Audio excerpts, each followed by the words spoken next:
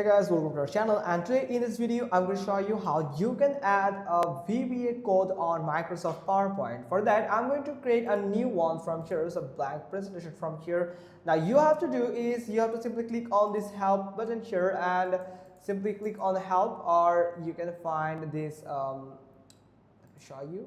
Here it is, the help. Now from here you have to do is help, and from here you have to search for the developer mode, developer tab, and here you can find show the developer tab. Simply click on it and take me there, and you can find it where you can actually enable the developer mode, where you can actually find it. Let me show you.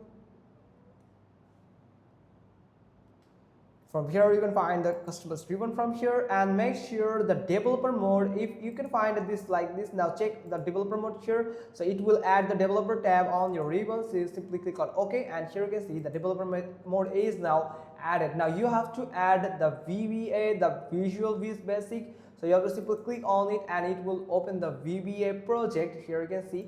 Now you have to simply right click on it and you can find import file, or you can do is insert. Simply click on insert here, insert, and you can go with the user form or module or class module, just like this. After doing that, enter your VBA code. If you are done, then you can save it by simply go to the file and you can just save it. Like simply click on save, this button icon here, and from here you can drop down it and you can add it a PowerPoint presentation or enable presentation or any of these, like from here. So just like this you can save it, and it's pretty much cool. Hope you got this. If so, then give us a thumbs up. Don't forget to subscribe our channel, and thanks for watching. Till next time.